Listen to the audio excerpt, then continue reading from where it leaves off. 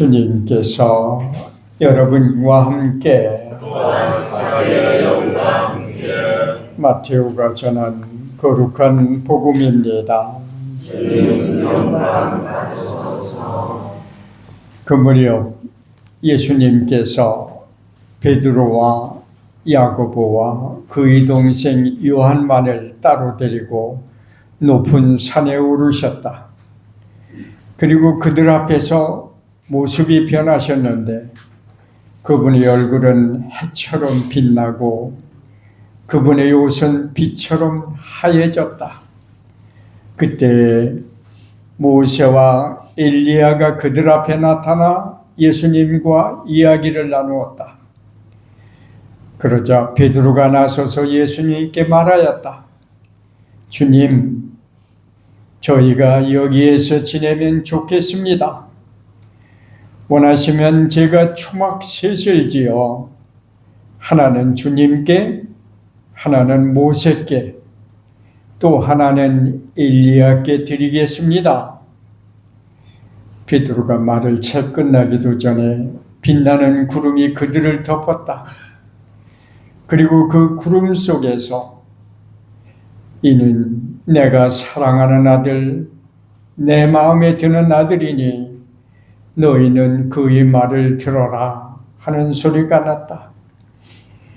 이 소리를 들은 제자들은 얼굴을 땅에 대고 엎드린 채 몹시 두려워하였다. 예수님께서 다가오시어 그들에게 손을 대시며 일어나라, 그리고 두려워하지 마라 하고 이르셨다. 그들이 눈을 들어보니 예수님 외에는 아무도 보이지 않았다.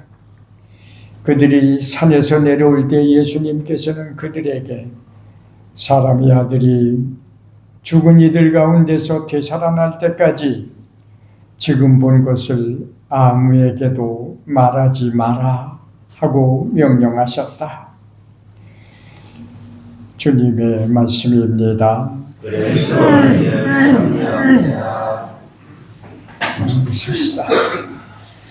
안녕하세요. 반갑습니다. 이제 겨울이 완전히 지난 것 같죠? 날이 포근해졌습니다. 그래도 아침 저녁에는 좀 쌀쌀해요. 그러니까 이런 환절기에 특별히 건강에 유의하도록 하십시다.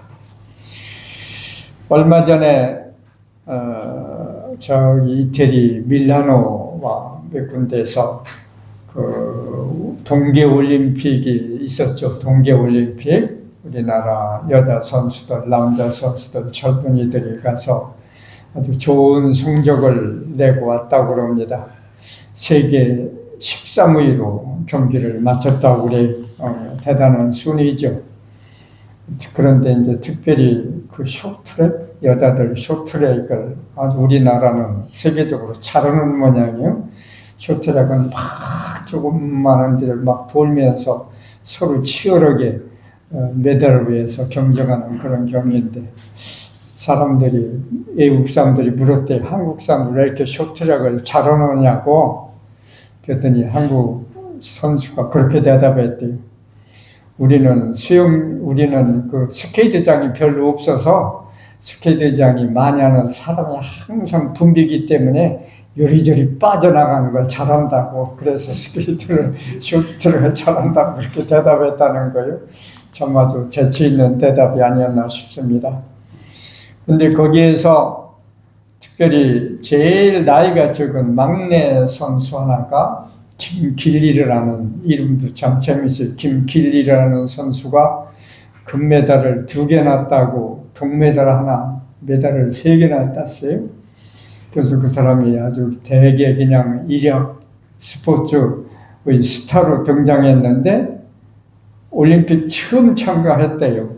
제일 막내이기 때문에. 그런데 그렇게 막 금메달과 동메달을 그렇게 몇 개씩 땄기 때문에 대단히 인기를 얻는데, 또 하나는 그 사람이 이렇게 얼굴이 이쁘다고, 아주 미인이라고, 아주 새로운 미녀 스타가 탄생했다고 그냥 언론에서 떠들썩했어요.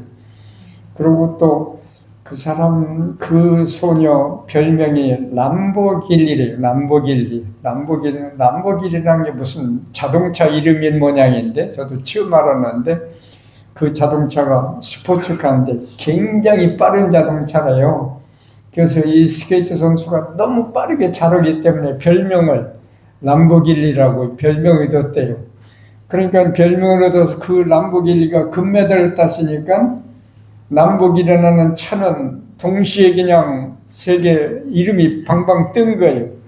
그러니까 너무 기뻐서 이번에 그 김길리 선수가 귀국했을 때 모든 선수들 다 귀국했는데 그때 이 람보르기니라는 그 자동차 회사에서 우리나라 수입 회사죠. 우리나라 차가 아니니까 그 차가 하나에 그냥 그 3억이 넘는데요. 굉장히 좋은 차인데 그 차를 인천공항에 보내가지고 우리 김길리 선수가 내려오니까 환영한다고 하면서 그 차에 태워가지고 자기 집까지, 김길리 선수 집까지 데려다 줬대요. 그럼 뭐 자동차에서는 자기가 이제 덕분에 그 금메달 선수 덕분에 자기 차가 올라가게 생겼으니까 기뻐서 그랬던 거냐요. 그러면서 미녀의 선수가 탄생했다고 그렇게 언론에서도 영화를 들어서 금메달 딴 것보다 그 선수가 얼굴이 이쁘다는 게 더 알려지는 것 같은 그런 뉴스를 많이 봤습니다. 매일 그런 뉴스가 떴어요. 근데 가만히 생각해 보면 그 사람 얼굴 왜 이렇게 이뻤겠어요? 금메달을 땄으니까 이쁘지요. 금메달을 땄는데 어떻게 비기 싫겠어요? 금메달을 안 따고 그 사람이 그냥 꼴등하고 그냥 지쳐서 넘어지고 막 우는 장면만 나오면은 그 사람 얼굴이 어떻게 이뻤겠습니까? 그 사람의 얼굴이 이쁜 것은 물론 본래 얼굴도 이쁜 얼굴을 배기신 얼굴이 뭐 그렇게 따로 있는지는 모르지만 여자들 젊은 여자들 얼굴 다 이쁘죠. 그런데 그 사람을 그렇게 특별히 이쁘게 보인 것은 금메달을 딴 기쁨과 행복감이 그 얼굴에서 묻어나왔기 때문에 이쁜 거죠. 우리도 마찬가지입니다. 우리가 무슨 일을 정말 기쁜 마음으로 잘했을 때 우리 얼굴이 이뻐지죠.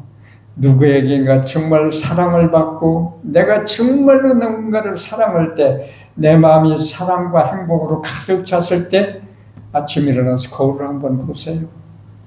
내 얼굴이 특별히 예쁘죠. 반대로 내가 누군가를 미워하고 내 마음에 상처가 가득했을 때 얼굴에 비친 자기 얼굴을 보라고요. 얼굴이 이쁜가? 이쁘지 않지요. 얼굴이 이쁘고 보기 싫은 것은 내 마음에 따라 달라지는 것입니다. 그래서 얼굴은 우리 마음의 거울이에요. 우리 마음에 있는 것이 그대로 얼굴에 드러나는 것입니다. 그래서 우리는 거울을 보면서 내 마음이 어떤지를, 내 얼굴에 어떻게 드러난지를 잘 보고 반성할 필요가 있는 것입니다. 잔잔한 미소는 얼마나 나를 행복하게 하고 다른 사람을 밝게 비춥니까?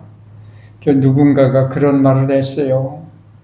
잔잔한 미소는, 조용한 웃음 띤 얼굴을 만들기 위해서는 1볼트의 전력도 필요하지 않지만, 그러나 잔잔한 미소는 1000만 와트보다 더 밝게 남의 마음을 비춘다. 멋있는 말이죠. 우리 얼굴에 잔잔한 표현, 잔잔한 미소 띤 얼굴은 모든 사람 마음을 밝게 하는 것입니다. 그런데 그것은 자기 마음에 그런 밝은 마음이 있기 때문에 얼굴이 드러나는 것이지요. 아이들 엄마의 품에 앉아서 엄마의 젖을 충분히 먹고 편안히 잠든 아이들을 보세요. 아이들 얼굴은 천사처럼 예쁩니다. 그런 아이들 보고 천사 같다고 그러잖아요. 왜냐? 그 아이의 마음속에 엄마의 사랑과 행복이 가득 담겨있기 때문에 그게 얼굴에 표현되는 거예요. 그만큼 자기 얼굴은 자기 마음의 표현이기 때문에 자기 얼굴에 대한 책임을 져야 된다. 그런 말이 있지 않습니까? 제가 대전에서 오늘 본당 신부할 때 우리 성당 바로 옆에 식당하는 주인 부부가 있었어요. 그런데 식당하는 그 주인 부부가 그렇게 착하고 그렇게 열심히 한 사람이었어요. 그리고 그 식당은 인심이 굉장히 좋았습니다. 밥과 반찬을 굉장히 많이 줘요. 저는 가끔 이제 무슨 일 있을 때 집에서 사제관에서 밥 먹기 힘들 때 거기 가서 이제 밥을 가끔 먹었는데 올 때마다 그냥 반찬과 밥이 너무 많이 줘요. 그래서 그 주인에게 왜 이렇게 많이 푸고 반찬을 많이 주느냐고 그랬더니 그 주인 얘기가 우리 지역에는요 손으로 일하는 노동자들이 많이 살고 있기 때문에 그 사람들한테는 많이 줘도 부족해요. 그래서 많이 줄 수밖에 없어요. 이러더라고요. 그러면서 밥이 모자란 사람에게는 밥을 마음대로 더 주는데 공깃밥을 따로 받지 않고 밥을 주는데 모자란다고 하면 큰 대접에다 한 그릇씩 줘요. 거기 일어난 사람들은 그렇게 많이 먹는다 이거죠. 그러면서 주인 얘기가 쌀값은 별로 비싸지 않아요. 그래서 밥 많이 줘도 아무 상관없어요. 그러면서 그렇게 잘해줘요. 그러니까 인기가 좋아서 손님들이 바글바글하죠.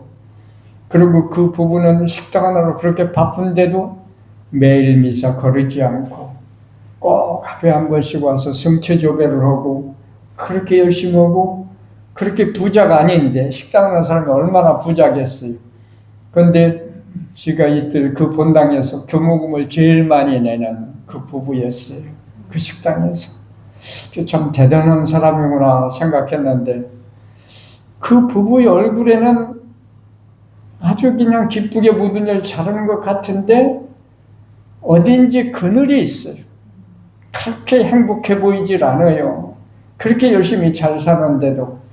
그래서 왜 그럴까 속으로 생각했는데 알고 보니까 몇 년 전에 그 집 그 식당 바로 옆에서 자기 조그마한 아들이 뛰어놀고 있었는데 그만 지나가는 추럭 하나가 음주운전하는 운전기사가 추럭을 몰고 그대로 인도로 뛰어들어가지고 자기 아들을 쳐서 죽게 만들었어요. 그러니까 부모님이 돌아가시면 하늘에 묻고 아이가 죽으면 가슴에 묻는 자잖아요. 그러니까 죽은 아들을 가슴에 묻었기 때문에 얼굴이 그렇게 어딘지 그늘이 있고 어려움이 있던 거예요. 그래서 참 그 얘기를 듣고 딱하다 이런 생각을 했습니다. 그리고 그해 가을에 그냥 그 근방에서 멀리 떨어지지 않은 곳에 가정방문을 갔는데 어떤 집에는 가봤더니 굉장히 기쁘게 맞아요. 가정방문했는데 그거 보면 그 사람이 열심히 한 사람인지 성당에 잘 나오는 사람인지 금방 알 수 있죠. 그런데 그렇게 신부를 반갑게 맞아들은 거 봐서 상당히 열심히 한 가족 같은데 그 교족을 보니까 그 부인과 아이들 영세를 남편은 영세를 하지 않고 부인과 아이들은 영세를 했는데 성당에 나오는 흔적이 없어요. 그리고 고해성사 첫 고해 한 흔적도 없고 그래서 는 이상해서 아니 나를 반갑게 맞으시는 거 보니까 열심히 신자 같은데 왜 성당에 나오는 흔적이 없느냐고 성당에 나오는 흔적이 없고 성사를 제대로 본 적이 없다고 그랬더니 그 부인이 하는 얘기가 성당에 안 나가는 게 아니라 성당에 못 나가요. 그래서 무슨 얘기냐고 성당에 왜 못 나오느냐고 그랬더니 자기가 교리를 받고 아이들과 함께 영설을 했는데 자기 남편이 누구냐면 그 식당집 아이를 쳐서 죽게 한 운전기사예요. 근데 그걸 모르고 그냥 어떻든 자기는 성당에 다니고 싶어서 아이들과 영설을 받았는데 영설을 받는 날 보니까 식당집 부인과 주인이 대부대모 수는덕에 같이 있더라는 거예요. 그러니까 마음이 그냥 막 두려움에 떨린 거죠. 아이고, 내 남편이 쳐서 죽게 한 그 아들의 부모가 이 본당 식구구나 생각하니까 갑자기 두려워지고 무서워진 거예요. 그거 보니까 쬐끄만 아이들이 자기 아이들과 노는데 그 집 다른 아이와 자기 집 아이들이 성당 바깥에 놀고 있는 거예요. 그러니까 겁이 나고 무서워서 영세만 받고 얼른 집에 돌아가서는 성당에 나올 생각을 못 하는 거예요. 그 부모를 볼 수가 없으니까. 전에 그 얘기 듣고 참 깜짝 놀랐어요. 그래서 그러지 말라고. 벌써 그 사건 난 지가 몇 년 됐잖냐고. 그리고 내가 알기에 그 부모는 열심은 신자들이고 그런 원한을 갖고 있지 않다고. 지금 다 용서했을 거라고. 걱정하지 말고 성당에 나오라고. 그랬더니 그 부인 얘기가 주님 그런 말씀 말라고. 그 집 아들이 죽었을 때 그 집 남편이 술을 잔뜩 먹고 우리 집 와서 엉엉 울면서 너도 내 자식 죽어봐야 내 마음이 어떤지 알 거라고 하면서 자기 아이를 그냥 막 끄집어내서 바깥에 밀어내고 그랬다는 거예요. 네 아들도 한번 길에서 쳐 죽어보라고. 이렇게 띵깡을 부리고 이렇게 원망하던 사람이 어떻게 자기를 용서하겠느냐고. 혹시 용서한다 하더라도 자기들이 나타나면 옛날에 그 모습이 또 생각날 거 아니냐고. 그래서 괴로울 거 아니냐고. 성당에 못 나가요. 이러더라고요. 참 딱하더라고요. 그러니 어쩌면 좋아요. 내가 참 마음이 아픈 것만 느끼고 그냥 돌아왔죠. 그냥 돌아와서 한번 그 식당 주인을 한번 성당에서 만나서 얘기를 했어요. 내가 어떻게 하라는 말은 못 오겠고 내가 어떤 곳에 가정법원 가봤더니 당신 아들을 쳐서 죽게 온 그 운전기사의 가정을 내가 가게 됐다. 그런데 운전기사의 부인과 아이들이 영세까지 받았는데 당신들이 무서워서 성당에 못 나오고 있더라. 어쩌면 좋냐? 얘기했더니 그 남편도 충격을 받은 모양이더라고요. 그러냐고. 그러고 그냥 얼굴이 사색이 돼서 돌아간 일이 있습니다. 그러고 이제 바빠서 또 성탄 지나고 크리스마스 또 새해를 지났죠.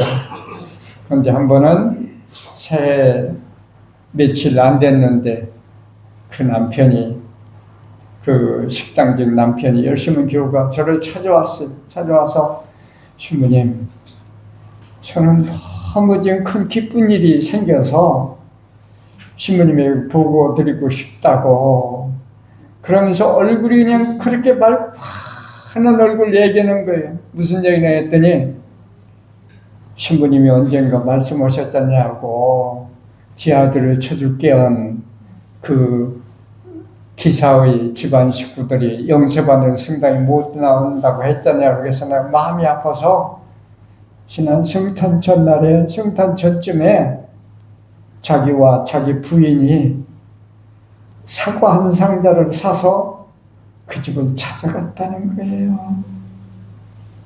그 집을 찾아가서 무릎을 꿇고 빌었다는 거예요. 뭐라고 했냐면 나는 내 아들 죽은 것만 슬퍼하고 원망할 줄 알았지 내 아들을 쳐서 죽게 한 당신들이 얼마나 괴로웠을지는 전혀 생각하지 못했던 죄인이라고 용서해달라고 이랬다는 거예요. 그리고 내가 내 아들 죽었을 때 당신 집에 와서 그렇게 함부로 얘기하고 띵강 부린 것은 아들 죽은 놈이 눈이 뒤집혀가지고 미쳐가지고 한 소리라고 그거 마음에 담지 말라고 아들 죽었을 때 내가 세상에 보이는 게 없었다고 그래서 당신들한테 와서 함부로 얘기한 거 그게 큰 상처가 됐을 텐데 나는 그 상처 몰랐다고 미안하다고 제발 그러지 말라고 나를 용서해달라고 빌었다는 거예요. 그리고 그 남편 붙잡고 그랬다는 거예요. 당신도 성당에 나오라고 성당에 나오면 내가 예비자 교리반에 안내해줄 테고 내가 대부 서주겠다고 이렇게 얘기하면서 용서와 화해를 청하고 왔더니 자기 마음이 자기 몸이 하늘을 오를 것처럼 기뻤다고 그러면서 그 얘기를 하는데 보니까 얼굴이 환하게 빛나는 것 같은 거예요. 얼굴이 그 전까지 가지고 있던 그 그늘이 싹 없어지고 얼굴이 이렇게 맑게 빛나는 것을 체험했습니다. 오늘 복음에는 예수님이 찬란한 얼굴이 나오고 있죠. 타볼산에서 세 제자 앞에 예수님은 자기 모습이 변했습니다. 그런데 그 얼굴은 햇빛처럼 빛났어요. 자기 옷은 하얀 빛으로 빛났고 얼굴은 햇빛처럼 빛나서 베드로 사도가 감히 쳐다볼 수가 없을 정도였습니다. 베드로 사도는 그 예수님이 얼굴에 넋을 잃고 자기도 모르게 소리치죠. 예수님, 당신 얼굴이 너무 보기 좋습니다. 당신 얼굴과 함께 살고 싶습니다. 그러니 허락하신다면 내가 초막 3개를 지어서 하나는 당신께, 하나는 모세께, 하나는 엘리야께 드리겠습니다. 이렇게 얘기했죠. 베드로는 그 예수님의 얼굴이 너무 아름답고 너무 행복에 취했던 것을 자기도 황홀했던 것입니다. 그 자기가 할 수 있는 얘기란 거예요. 자기는 목수가 아니기 때문에 집을 지을 수가 없어요. 콘크리트 집을 지을 수도 없고 나무 집을 지을 수가 없습니다. 자기는 아무것도 그런 기술이 없으니까 그냥 풀을 쳐가지고 풀을 엮어서 초막을 짓겠다는 거예요. 이게 베드로의 마음입니다. 할 수 있는 걸 모든 것을 만들어서 집을 하나 지어놓을 테니 예수님 그 얼굴 그대로 보존해서 살게 해달라 이거지요. 그런데 그 예수님의 얼굴은 어떤 얼굴입니까?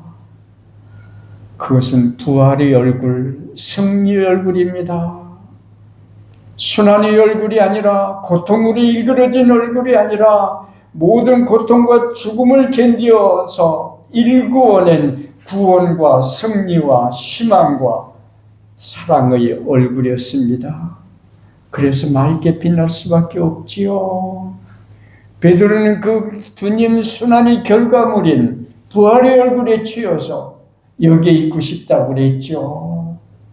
그러나 하늘에서 구름이 내려와서 그를 덮으면서 소리가 들리지 않습니까?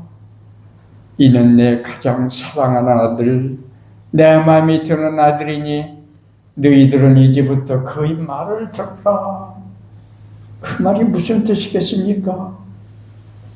지금은 영광의 때가 아니라 순환의 때다.